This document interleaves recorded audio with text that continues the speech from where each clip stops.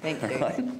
The next item on the agenda for which we have a deputation is the report of the Environment Committee Noble Village Subdivision, and I'd like to invite Colin Stokes to come and join us.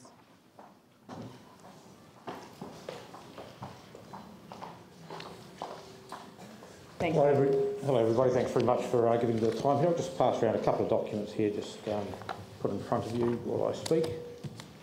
I think someone can give you a hand with that. Oh, yep, thanks. Yep, great, thank you. If they can go, thanks very much. You can just take one of those each, that'd be appreciated, thanks very much.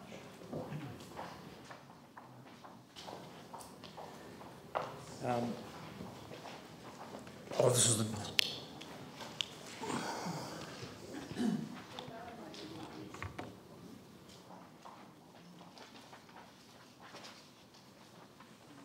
Thank you. Is that? Yep, that yours for you.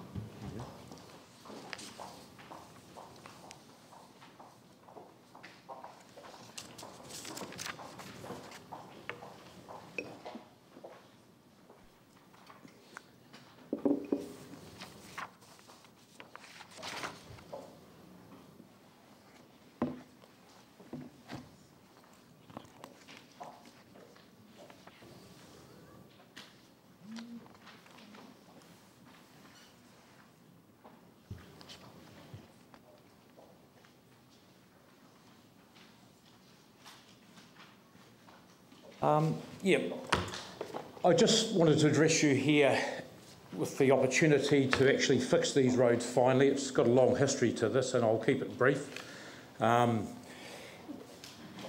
This goes back almost 4 years. It's resulted now where we're at. There's finally been an independent safety audit done, and there's been 10 serious and significant safety issues identified by Dr. Shane Turner that cause frequent death and serious injury. We were advising the council of this back in mid-2010 when they were allowing the roads to be built without a consent to non-complying standards, eliminating the cycle lanes, median and other safety amenities on this road. It's a road that extends into another subdivision where there are the cycle lanes and safety effect. If you look at the diagram you've got in front of you, or the one on the board, the road down the bottom is the minimum requirements for the road through that subdivision with the amount of traffic on it, and as is built in Delamain adjoining, and the top one is what the developer built without a consent. We were raising these issues through the right means, through our councillor, through our MP, but staff completely refused to listen to us and oppressed us for making submissions. It's now been revealed, as we've said, that the road has been determined it is dangerous, and there are affected parties, and those affected parties should have been allowed to make submissions. We weren't. We've now got an opportunity to obviously move forward and get rid of the past and fix these roads.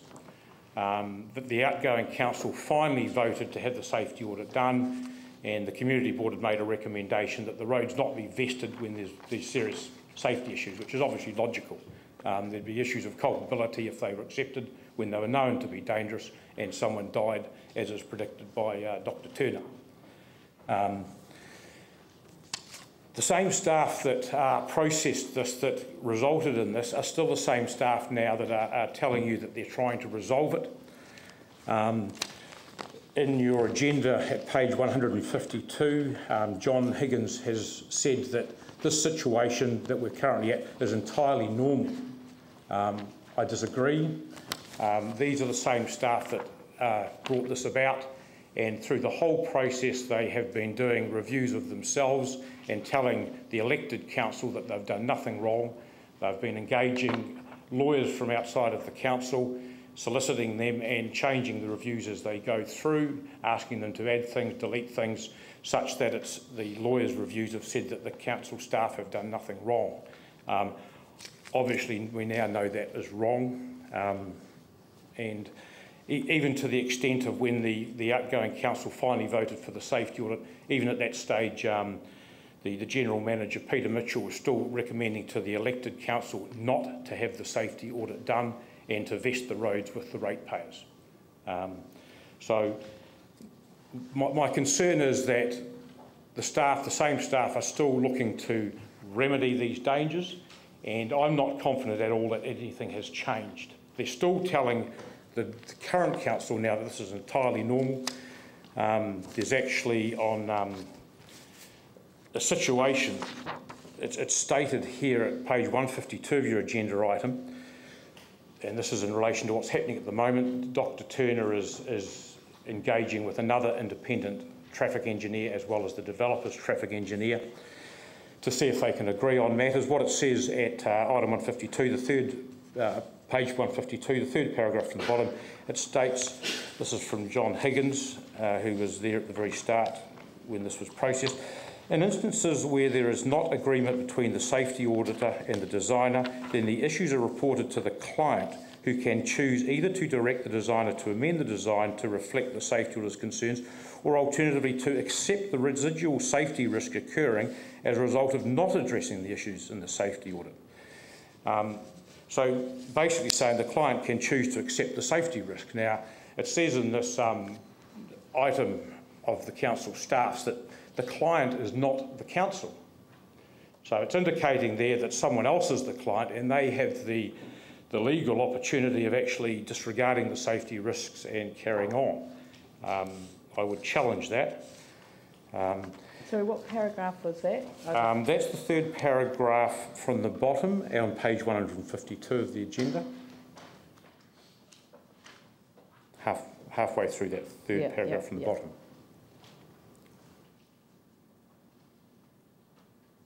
Clients and quote marks. So yes, it says elsewhere in the report that earlier on that the client is not the council.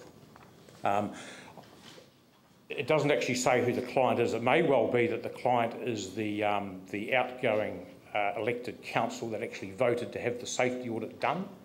The way that I read this was that this was a, and I don't want to take up your time, but the way I read it was that this was a general statement of what happens when you do a road safety audit, and they put client in quote marks because they were just, using whoever the client was. But right. Well, it specifically says in the documents that the client is not the council. Okay. In this case, they said this is unusual because normally the safety audit would be done before the roads are built. That's right, and the client wouldn't be the council in that case. Yes, because the safety audit's been done later. Yeah, that's right. So they're suggesting now. The question is, who is the client now? Who is the client? They haven't actually said. Obviously, it's not entirely normal that the safety audit would be done after the roads are built. It should be done before. Yeah. And they've failed on that. Yeah, but it would be the developer that would do that. The developer would put his traffic engineer's report in front of the council. Yeah. The council should get their own traffic engineers to review that. But that would be the road safety audit with the two of them working together, and this is where it would be a matter of disagreement. Yeah. It would actually the decision that the council or the developer would come up with all their things, that would actually go to another independent auditor. Okay. Yep. Carry on. Sorry, and please don't take the time off for that. That's okay. Yep. I'll try and keep it short anyway. It's my misunderstanding. There was also a legal review done by Dr. Royden Somerville regarding the decision that was made to narrow these roads. The decision was made by David Kirkpatrick, an Auckland barrister. Those two actually do seminars together. I would suggest that Dr. Somerville was probably conflicted in the fact that they're close colleagues doing seminars together around the country. He didn't reveal that. Basically, he has defended David Kirkpatrick's decision to actually decide on that dangerous road at the top. Dr. Somerville has suggested that there are no grounds for judicial review. I beg to differ on that. There's well documented High Court assessments on whether there's judicial review grounds based on unreasonableness, and that's the document that I've passed around there to you. What it states there is, I'll just read that to you. The well-accepted test for judicial review of local government decisions on the basis of unreasonableness was set out in the Court of Appeal in Wellington City Council v Woolworths, New Zealand. It states, even though the decision maker has seemingly considered all of the relevant factors and closed its mind to the irrelevant, if the outcome of the exercise of the discretion is irrational or such that no reasonable body of persons could have arrived at the decision, the only proper inference is that the power itself has been misused. It goes on further. This is from a document from Simpson and Grierson's lawyers. At 23, paragraph from them, the test has been adopted in the context of notification Fuller's Group Limited versus Auckland Regional Council.